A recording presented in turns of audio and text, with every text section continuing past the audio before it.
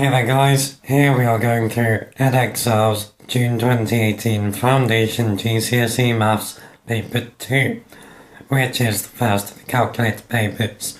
As always, I'll put useful links down below to other past papers, topics to help with this paper, and general bits and bobs to help with your maths revision overall.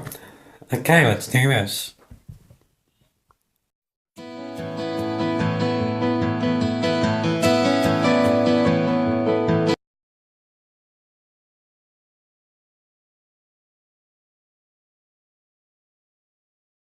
Okay, question 1, write 4/50ths as a percentage. So you could use your calculator here to turn this into a decimal and then multiply it by 100. The way that I would do it is percentage means per 100. So here we can turn the bottom of this fraction into 100 by multiplying by 2. So 4/50ths is 8 over 100, which is 8%. Question 2 wants us to write 1.59 correct to one decimal place. So the first decimal place is a 5, it has a 9 after it, so we round the 5 up to a 6 and get 1.6. Question 3 wants us to work out the value of 3 to the power of 5. Stick that straight in your calculator and you will get 243. Question 4 wants us to write down a 6-digit number with a 4 in the thousands, with a 4 as the thousands digit. We are only allowed to use 4 once. So why don't we start off just by writing down a 4-digit number with a 4 in the first place. That would then be 4,000. So I'm literally just going to write 4,000. Now that's a 4-digit number. So now we just need to plonk 2 digits before the 4. So let's go 1, 2. So that number would be 124,000. Question 5a wants us to change 35 centimetres to millimetres. Every centimetre is 10 millimetres. So we multiply by 10 and we get 350 millimetres. 5b, change 7,700 millilitres to litres. So every 1,000 millilitres is 1 litre. So we're going to divide this by 1,000. So we get 7.7 litres. 5c wants us to change 0.32 kilograms to grams. So 1 kilogram is 1,000 grams. So to change between the two, we multiply by 1,000. So 0.32 times 1,000 is 320 grams. Question 6. Margaret is thinking of a number. She says my number is odd. It is a factor of 36 and a multiple of 3. There are 2 possible numbers Margaret could be thinking of. We want to write down her numbers. So let's list the factors of 36. So the numbers that go into 36. we got 1 and 36, 2 and 18, 3 and 12, 4 and 9, and then 6 times 6. So those are all of our factors of 36. We want them to be odd and a multiple of 3. So that means odd and in the 3 times table. So we got 3 and 9. 7. Mohsin, Yusuf and Luke play a game. At the end of each game, one of them will come in first place, second place and third place. We want to list all the possible outcomes in the table. So, we could have Mohsin in first place, Yusuf in second, Luke in third, or we could have Mohsin first, Luke second, Yusuf third. We could have Yusuf first, then Mohsin, then Luke. We could have Yusuf, Luke, and then Mohsin. And we could have Luke, Mohsin, Yusuf, and we could have Luke, Yusuf, Mohsin. That is all 6 possible combinations. Question 8. Neil buys 30 pens, 30 pencils, 30 rulers and 30 pencil cases. We got the costs in this table. We want to work out Neil's total cost.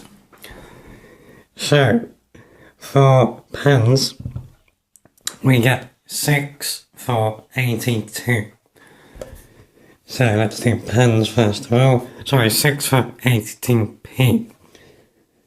So for pens, 30 divided by 6 is 5. So we need to buy 5 lots of 6 pens. So this is going to cost 5 times 0.82 pounds. Remember, use your calculators for this. So this would give us £4 10p. Okay, next up, pencils. We get 15 for 45p. So for pencils, 30 divided by 15 is 2. So we need to buy 2 lots of 15. So 2 times 0.45 is 0.9 pounds or 90p. Cool. Then for rulers we can get 10 for £1.25. So for the rulers, 30 divided by 10 is 3. So we need to buy 3 lots of 10. So that's 3 times £1.25. That's going to give us £3.75.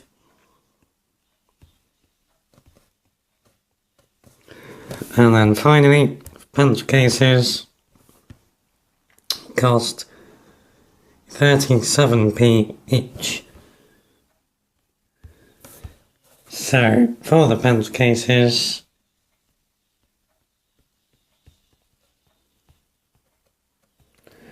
we need to work out 30 times 0.37. Why am I putting 0 on the end?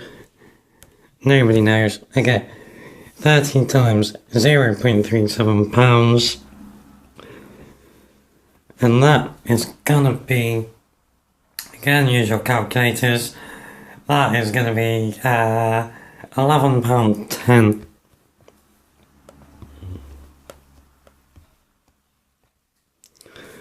So the total cost is these four numbers added together. So £4.10 add 90p is £5. Add £3.75 is £8.75. And then add £11.10. We're going to get £19.85p. Okay, question 9. Emily drives 186 miles in 3 hours. What is her average speed? So remember, speed is distance divided by time. So here, it's 186 miles divided by 3 hours. That's going to give us 62 miles per hour. Sarah drives at an average speed of 58 miles per hour at 4 hours. How many miles does Sarah drive? So again, speed is distance over time. So if we multiply through by t, speed times time is equal to distance.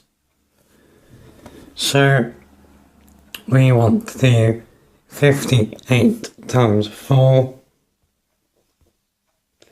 So 58 miles per hour times 4 hours is going to give us 232 miles. Cool. Question 10a wants us to write down all the prime numbers between 20 and 30. So prime numbers are numbers that only have 2 factors. So first one we should try is 21. No, that's 3 times 7. 22 is even, so that's a no. 23 is indeed prime. 24, no, that's even. 25, no, 5 goes in. 26, even, no. 27, 9 times 3, no. 28, even, no. 29, yes. Okay, then for part B, Catherine says 2 is the only even prime number. Is Catherine correct? Give a reason for your answer. So, yes, she is correct. Every other even number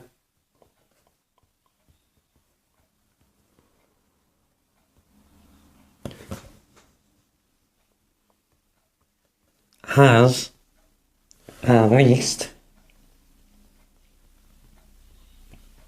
3 factors. 1, 2, and itself. Question 11a wants us to solve x add x add x is equal to 51. So x add x add x is 3x.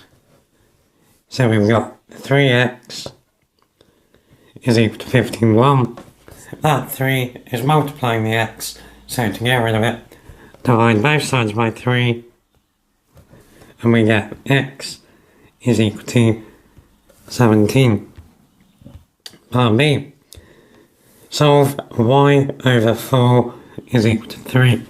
Y over 4 means y divided by 4, so the opposite of that is to multiply by 4.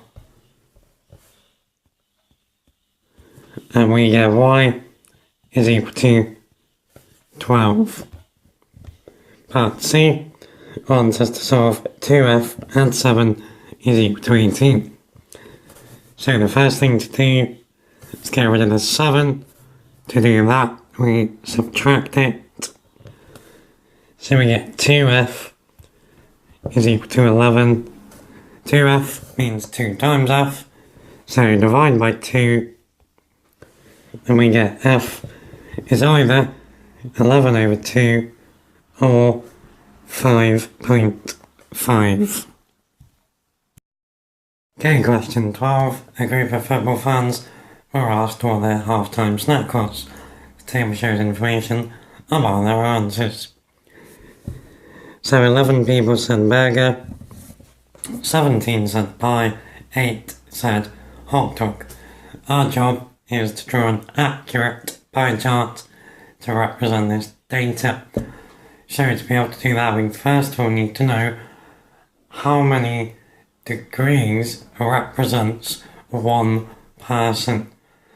To be able to do that, the very first thing we need is how many people there are in total.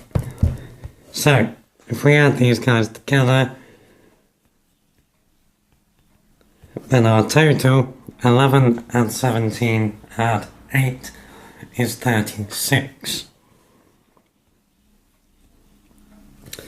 Now remember, total degrees around a point add up to 360. So to work out how many degrees represents one person, we do 360 divided by 36. So 360 divided by 36 is 10. So one person is equal to 10 degrees. So now in the table we can work out the degrees for each snack. So let's call this degrees. Okay, so burger had 11 people. So we do 11 times 10. Which is 110. 17 by 10 is 170. And then 8 by 10 is 80. So there are our degrees for each section of the pie chart. You should get something that looks like this. Don't forget to label the pie chart. Probably would hurt. Put the angles in as well.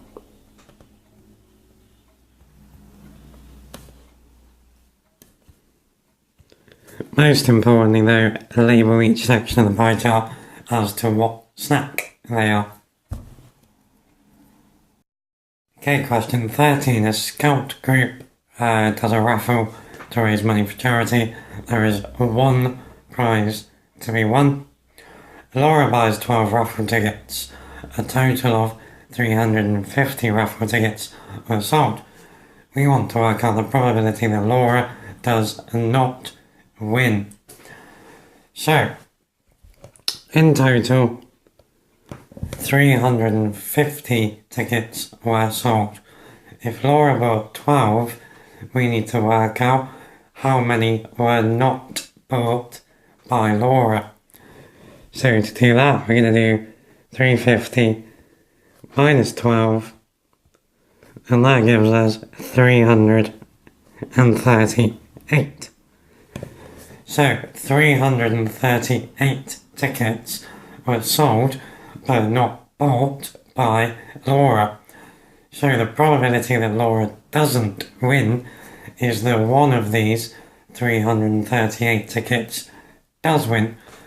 So as a probability, that's 338 out of 350. We don't need to simplify, we don't need to write it as a decimal. Our calculator can do both of those things for us anyway, so that is a fine answer. On the flip side, a bit of bonus information, the probability that Laura does win would be 12 out of 350, because she has got 12 of the 350 total tickets. Question 14, we're filling in a frequency tree. So, each worker in a factory is either right-handed or left-handed. 22 of the 45 workers are male. Straight away, let's put that in. So, 22 are male. And that means then, if there are 45 workers in total, 23 are female. Okay, then we're told 16 of the 34 right-handed workers are female. So that really tells us everything we need to know to complete the tree diagram. So 16 of the 34 right-handed workers are female. So that tells us 16 of the females are right-handed. So let's put that in. So 16 of the females are right-handed. That means then, if there are 23 females in total, 7 of them are left-handed. So that takes care of the females. Now we were told 16 of the 34 right-handed people were female. So we know in total there are 34 right-handed people. 16 of them are female. So we can work out how many of them are male. 34 minus 16 is 18. So 18 males are right-handed, which means then 4 of them are left-handed. Job done. Cool. Okay, question 15. Mary needs to work out the size of angle X in this triangle. She writes X is 63 because base angles in an isosceles triangle are equal. Mary is wrong. Explain why. So, she's wrong. It's not always the base angles at all. It's the angles at the ends of the equal lines or equal sides are equal. Not always the base.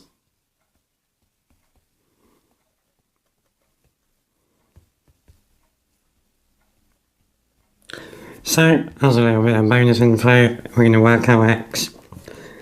So it's actually this chop up here that is 63. Because those two angles are both at the end of the equal side lengths. So we know 63 add 63 is 1, 2, 6. Angles in a triangle add up to 180. So X is 180 minus 126, which is 54 degrees. So you wouldn't need to do that in the exam. I'm just doing it here because it's good practice. Okay, then for part B, William needs to work out the size of angle Y in this diagram. William writes angle EGH is 57 degrees because corresponding angles are equal. Let's work out where that angle is. So EGH is the angle that we make by going from E to G to H. So angle EGH is this guy here. So he says EGH is 57 because corresponding angles are equal. He then says y is 180 minus 57 because angles on a straight line add up to 180. So what he's got then is 123 degrees. One of William's reasons is wrong. Write down which reason, or write down the correct reason. Sorry. So his answer here is actually right. His problem is that EGH doesn't correspond to this 57 degree angle. The angles are equal, but not because they're corresponding. They are sat inside of a little z like that. So angles like that are called alternate angles. So EGH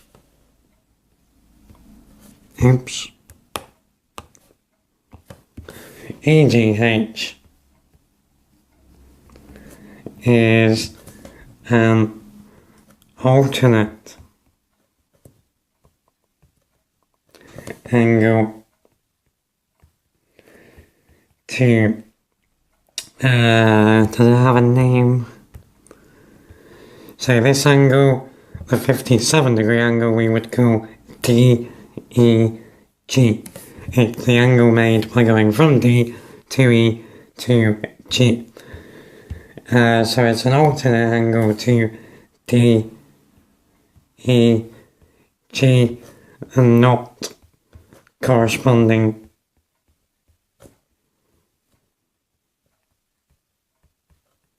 But he did get the right value.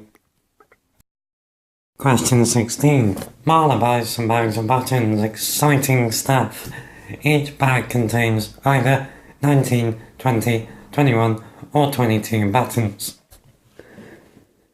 The table gives some information about the number of buttons in each bag.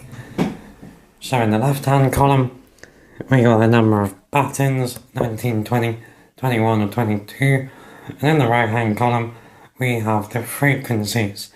Now we have a missing frequency for the number of bags containing 19 buttons. And our mission is to complete the table. Now we are told the total number of buttons is 320. So what we can do is work out the number of buttons in the bags containing 20, 21 and 22 buttons, and then that will allow us to work out the number of bags containing 19 buttons. Okay, let's make a new row in the table called buttons. Okay, now we had 7 bags containing 20 buttons. So we're going to multiply those numbers together. 7 bags containing 20 buttons in total is 140 buttons.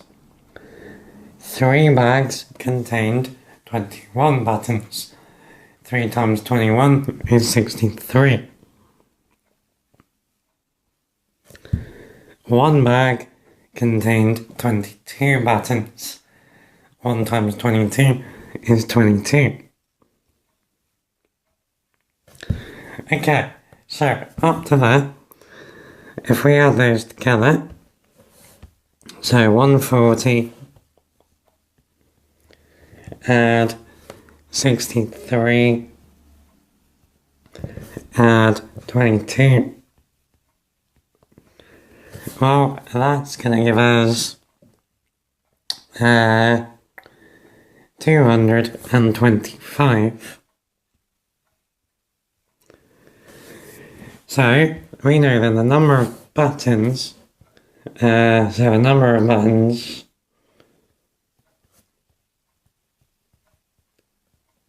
in bags containing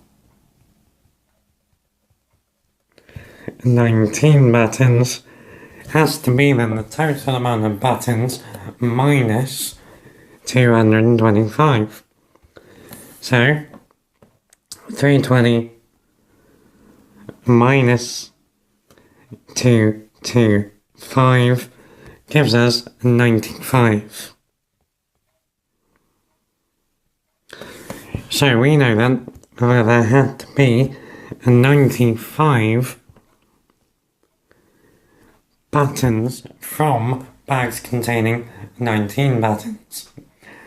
So we then need to work out how many bags that would have taken. So one last thing to do is 95 divided by 19, and that gives us 5. So there were 5 bags of buttons containing 19 buttons. Don't think I've ever said buttons so many times in my life. Okay, question 17, we got a recipe of ingredients to make biscuits. Awesome. So the ingredients for 30 biscuits is 225 grams of butter, 110 grams of caster sugar, 275 grams of plain flour, 75 grams of chocolate chips. Down here, we are given the ingredients that Lucas has. So he has 900 grams of butter, 1000 grams of caster sugar, 1000 grams of plain flour, 225 grams of chocolate chips. What is the greatest number of biscuits Lucas can make? We must show our working. So what's going to happen here? We're going to find that either 1 or 2 ingredients are going to restrict the amount of biscuits he can make. And we are always thinking about making whole lots of the recipe, unless told otherwise. So, if we go through the list of ingredients, to make 30 biscuits, we need 225 grams of butter. He has 900 grams of butter, so to work out how many lots of the recipe we can make in terms of the butter, we do the amount he has, so 900 grams, divided by the amount per 30 biscuits. So divided by 2 to 5 grams, and that gives us 4. So he has enough butter to make 4 whole lots of the recipe. He's got 1000 grams of caster sugar. He needs 110 grams per batch. So 1000, what am I doing? 1000 divided by 110. Now that is going to give us 9 point something. But we are only interested in the whole number of batches that he could make. So that's going to give us 9. He's got 1000 grams of plain flour. He needs 275. So if we do 1000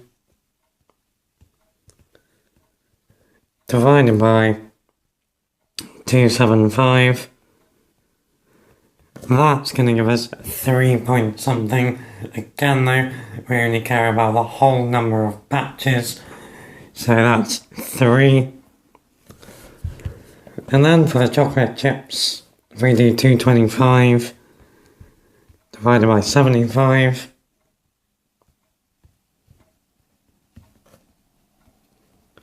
we get 3 whole. So just 3. So he can make 3 whole batches. So 3 times 30 gives us 90 biscuits. Question 18, we got two shapes on a graph and we are asked to describe fully the single transformation that maps A onto B. So, hopefully we can see the shapes are reflections of each other. Now they are exactly the same distance away from the y-axis. So shape B is 3 squares to the left of the y-axis, shape A is 3 to the right. So this is a reflection, so we would get 1 mark for that. And the other mark is for saying what we are reflecting through. So it's a reflection through the y-axis. You could also say the equation of the y-axis, which is x equals 0. So it's either a reflection through the y-axis or x equals 0. Okay, question 19. We got a pretty big question here. So a farmer has a field in the shape of a semicircle with diameter 50 meters. The farmer asks Jim to build a fence around the edge of the field. Jim tells the farmer how much it will cost. So the total cost is £29.86 per metre of fence and £180 for each day's work. Jim takes 3 days to build the fence. We want to work out the total cost. So first of all, let's get the easy bit out of the way. The cost of Jim's 3 days, so cost for 3 days is 3 times 180. So that is going to be £540. Okay, so then we know how much it costs per metre of fence. So we need to work out the perimeter of the field. So we've got a semicircle. Remember, for a circle, circumference is pi times diameter. Now we've got a semicircle here, so we've only got half the circumference. So to work out this length here, we are going to do 1/2 times the circumference of the whole circle. So 1/2 times 50 pi. Now if we turn that into a decimal, and we'll go to 2 decimal places, we get 78.54 meters. So the perimeter of the whole field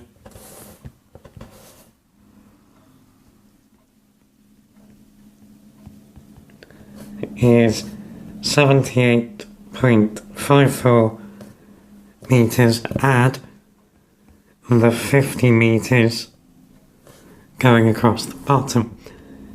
So that gives us 128.54 meters.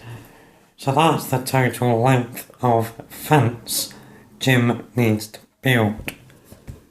So the total cost of the fence, so cost of fence is 128.54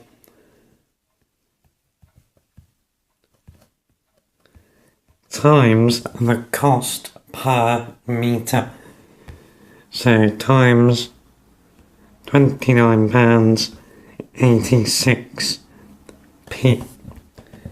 So that's going to give us £3,838.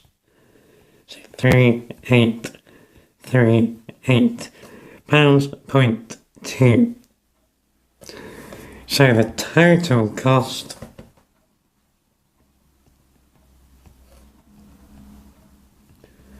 is 3838.2.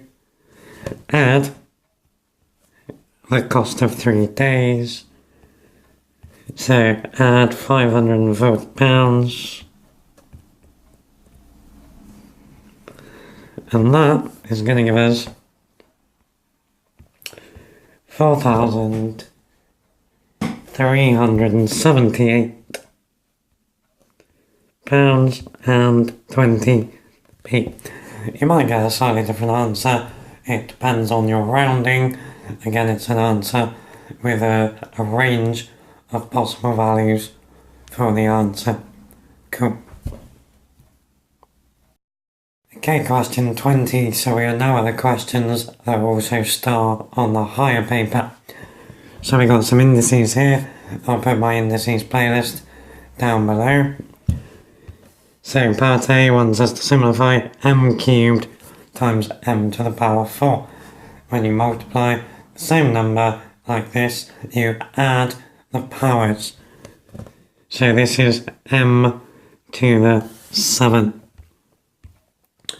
Part B wants us to simplify 5np cubed all cubed. So when you've got a power on the outside of a bracket, it affects every term on the inside and multiplies any powers that were already there. So we're going to get 5 cubed, n cubed, p to the 9. Now 5 cubed is 125. So we got 125 n cubed p to the 9.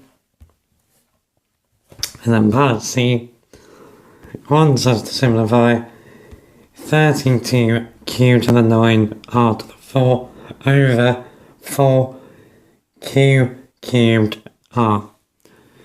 So, things can only be affected by the same type of things.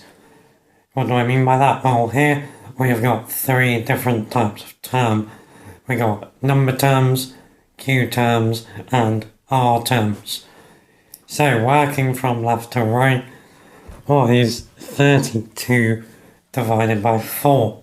It's 8. So we've cancelled those up. Next, we look at the q terms. So we got q to the 9 divided by q to the 3. When you're dividing common terms, you subtract the bottom power from the top power. So q to the 9 divided by q to the 3 is q to the 6. And then we got r to the 4 divided by r. Now r is r to the power 1. So r to the 4 divided by r to the 1 is r cubed. Cool. 1a wants us to find the lowest common multiple of 40 and 56. Lowest common multiple means the smallest number these both go in 2. So there are clever ways to do this, but they're a lot of faff. We've got a calculator, write out some of our 40 times table, write out some of our 56 times table, until we can get a common number in each. So let's do 56 first. So we got 56, 2 times it, is 112. 3 times it is 168. 4 times it is 224. 5 times it is 280. So let's stop there, see how our 40s go. So we got 40, 80, 120, 160, 200, 240, oh good, 280.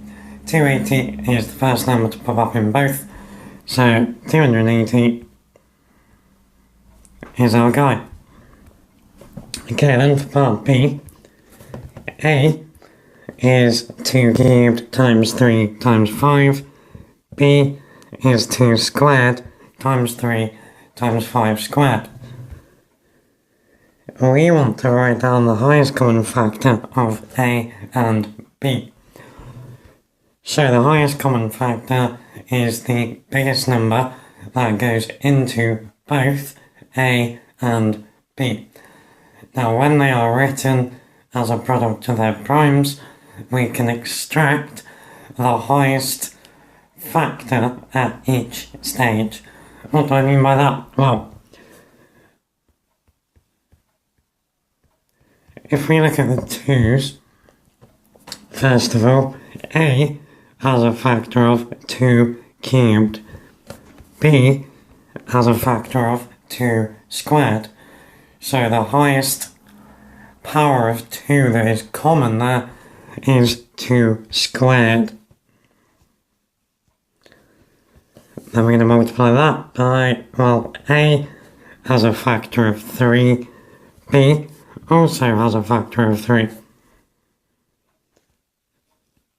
And then as for the 5's, A has a factor of 5, B is a factor of 5 squared. The highest common one is just 5. So we've got 2 squared times 3 times 5, which is 4, times 15, which is 60. 2, we got line L drawn on the grid, and we want to find the equation of L. So, equations of lines. I'll put my stuff down below. The general equation is y is equal to mx plus c, where m is gradient, c is the y-intercept. So, we need to find m and c. C, if the graph is drawn, is easy. It's the value at which the line hits the y-axis. So, we can see c is equal to minus 6. Now, gradient m I teach as the difference in y values. So the difference in y divided by the difference in x values. What does that mean? We need 2 coordinate points. We're going to find the difference in their y's and divide that by the difference in their x coordinates. So I'm going to use this point down here, which has coordinates 0, minus 6, and then the other one I'm going to use is this guy here, which has coordinates 2, 0. So from that we can get m is 0 minus 6.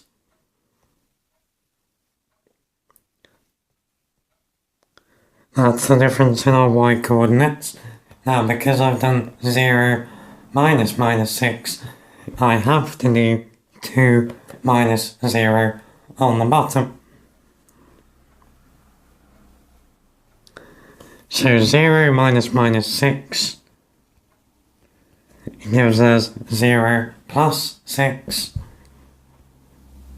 2 minus 0 is 2. 6 divided by 2 is 3. So our gradient is 3. The equation of our line then is y equals 3x minus 6. Okay, question 23. Now I would say this is the worst question on the paper. It's really tricky. There's ratio, there's percentages, good times. Okay, so Rhea buys a van for £8,500 plus 20% of VAT. Rhea pays a deposit for the van. She then pays the rest of the cost in 12 equal payments of £531.25p each month. Our job is to find the ratio of the deposit Rhea pays to the total of the 12 equal payments, and then they even want it in its simplest form. Good times. Right, first job, work out the total cost of the van. So, cost of van, well, it's £8,500 plus 20% of that. So I'm going to think of that as a decimal multiplier. So I'm going to do 8,500 times 1.2, and that's going to give me £10,200. Let's not make a zero look like 9. £10,200. So you could have also found 10% and then found 20% and added it on, but practicing our decimal multipliers is always a good idea. Okay, what can we work out next? Well, we can work out the total of the 12 payments. So we know she pays 12 payments of £531.25p each. So for that we're going to do 12 times £531.25p, and that is going to give us £6,375.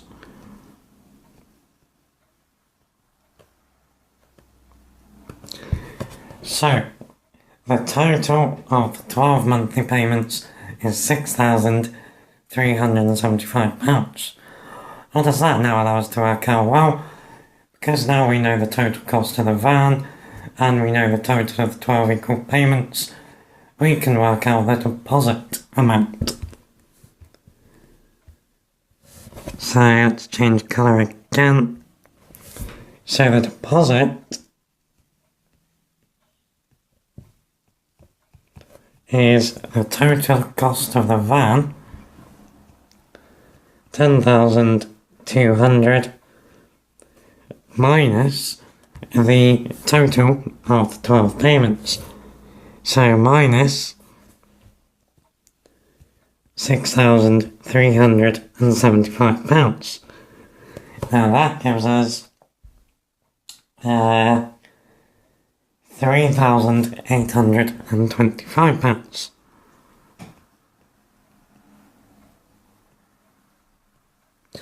Okay, so now we know the deposit and the 12 equal payments total, we can start to think about the ratio. So how did they want it? They wanted the ratio of the deposit to the 12 equal payments. Okay. So, deposit to the 12 payments is, well, the deposit was 3,825. So we got 3,825 to 6,375.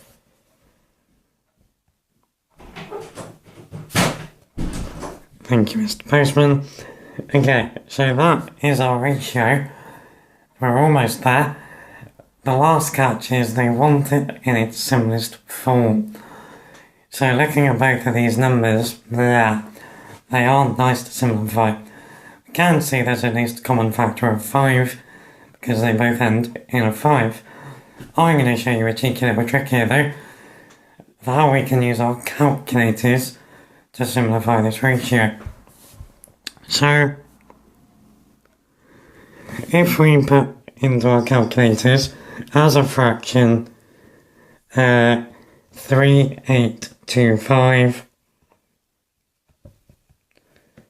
over 6,375,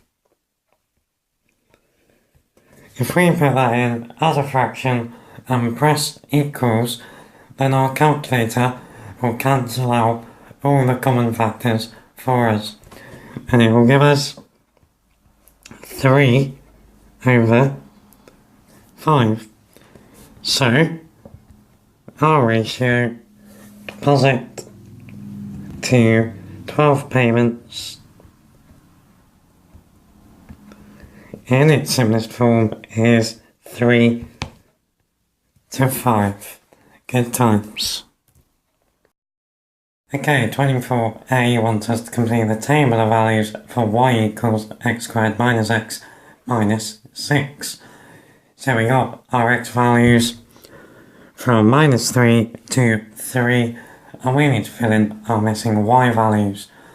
So what we're doing, we're substituting in the x values to get the y values. So when x is equal to minus 2, we get, now you need to be really careful with how you put these into your calculator. If we put in minus 2 squared, that's wrong. That will give us minus 4. The reason is your calculator knows bitmaps. Indices come before subtraction. So it's squaring the 2 first and then making it negative. So we don't want to do that. The correct way to put it in is with brackets. So you would want to put in, well, we got y is equal to open bracket minus 2 close bracket minus 2 and then minus 6. So minus 2 squared is 4, minus 2 is plus 2, so we've got 4 plus 2 minus 6, which is going to give us 0. When x is minus 1,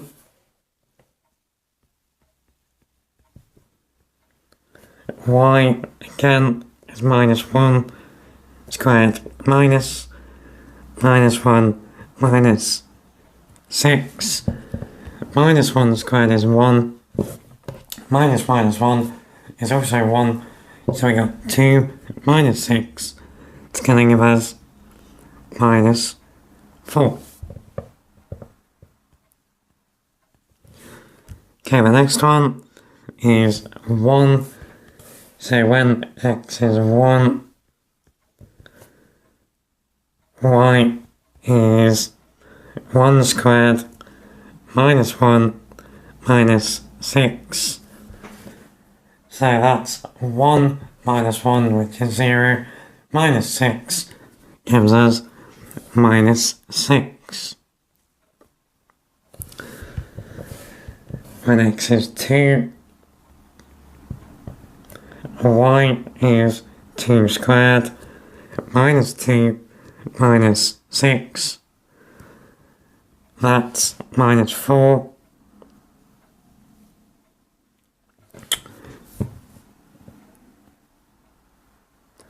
And then when x is 3,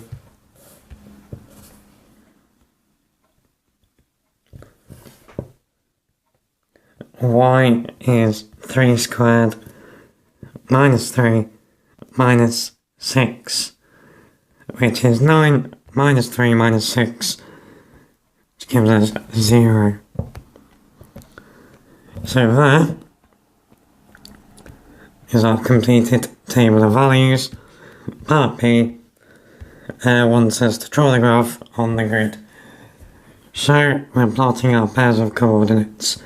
So the first one, for example, minus 3, 6 means minus 3 to the left and 6 up.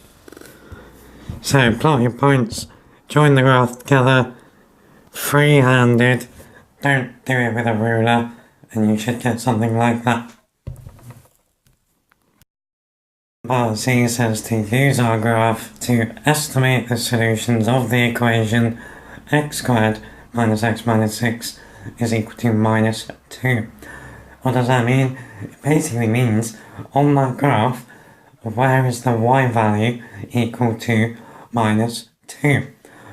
So, we go back and we draw a straight line across at y equals minus 2. So we want the x values where this straight line hits our curve. So we got this point here, which by my graph would say x is about minus 1.6. So we got x equals minus 1.6, and then the other one is over here. So by my graph, that is about 2.5. So by my graph, those are my two solutions. Yours might be slightly different, because your graph might be slightly different. As long as they are in that sort of area, and it makes sense in terms of your graph, you will get the marks. Okay, 25. So the force of 17 newtons acts on an area of 20 centimeters squared. If the force is increased by 10 newtons, the area is increased by 10 centimeters squared. Helen says the pressure decreases by less than 20%. Is Helen correct? We must show how we get our answer. So, we've got the formula for pressure, let's work out the initial pressure. So the initial pressure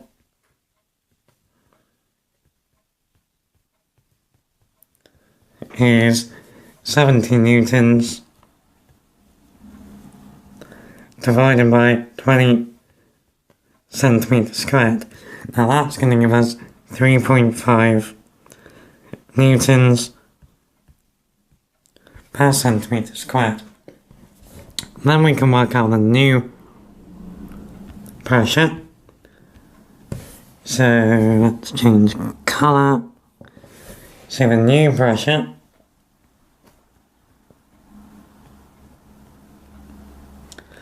well, the force increases by 10 newtons, so that's going to be 80 newtons.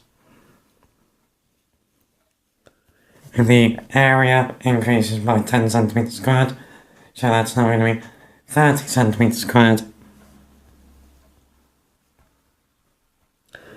So if we go to two decimal places, that's 2.67 newtons per centimetres squared. Now there's quite a few ways we can attack the question from here. The way that I'm going to do it is work out the new pressure as a percentage of the initial pressure. So the way to do that, so again we're finding the new pressure as a percentage of the initial pressure. So to do that, we're going to do 2.67 divided by 3.5 as a decimal to 2 decimal places. That gives us 0.76. Now to turn that into a percentage, so the new pressure as a percentage of the initial pressure. Well, to turn that decimal into a percentage, we multiply by 100. So it's 76%.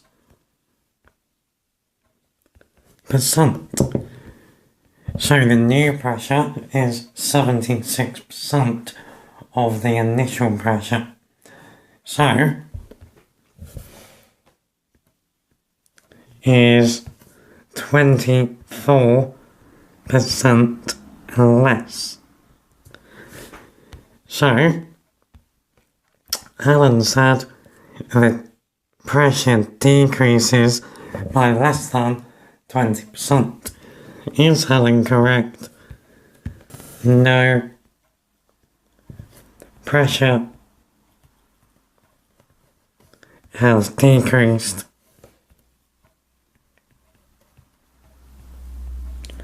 by more than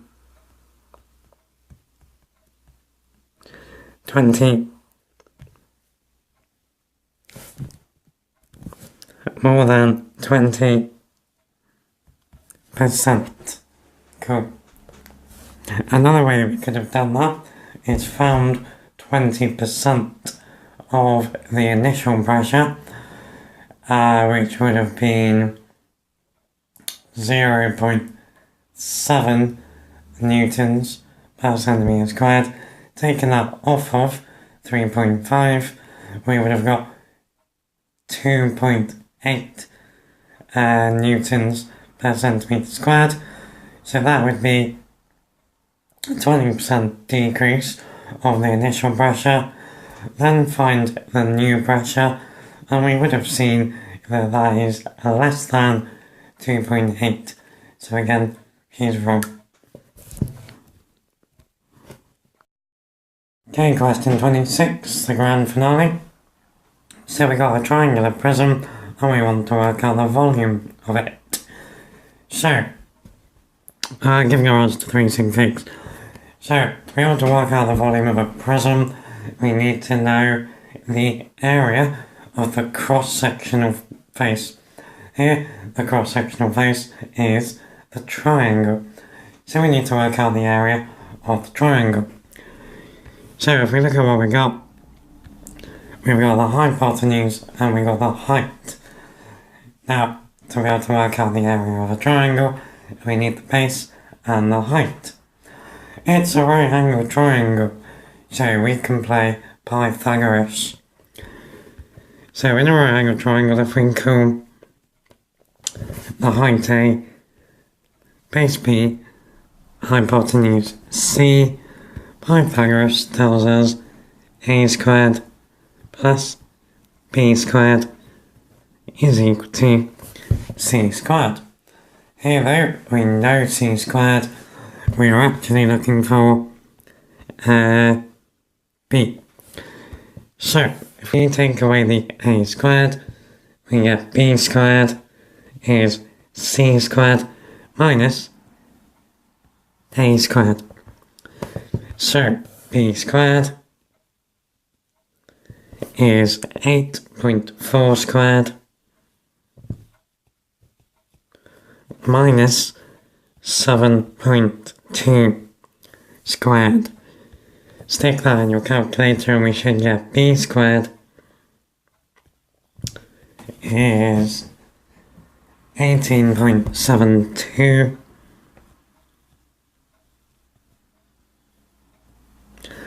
So if we square root that, we get B is 4.32 centimetres to 2 decimal places. Okay. So next we got this triangle then, where we know the height is 7.2 centimetres, the base is 4.32 centimetres. Now the area of a triangle is base times height divided by 2. So the area is 4.32 times 7.2 all over 2. Now that is going to give us 15.552 centimetre squared.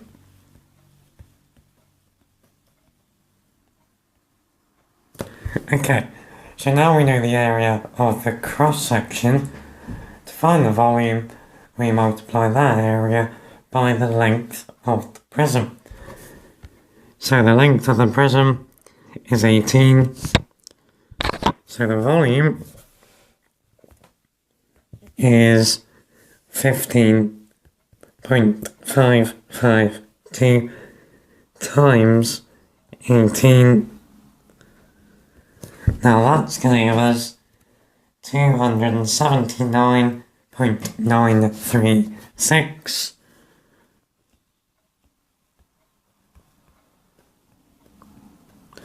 Now that is centimetres cubed because it's a volume. Now we want this to 3 significant figures. So the third significant figure, or the first, is the 2, second is the 7, third is the 9. We have to take into account though what digit comes after. So given that we got a 9 next, effectively we round this 9 up to a 10. So we get 280 centimetres cubed as our final answer. Okay guys, that's this paper done. Hope you found it useful. If you have, don't forget to give us a thumbs up, get subscribed. Please share these with your friends because they might need help too. I'll put links down below to papers 1 and 2 as well as past papers from previous years. Take it easy guys, take care. Any requests, drop me a comment down below.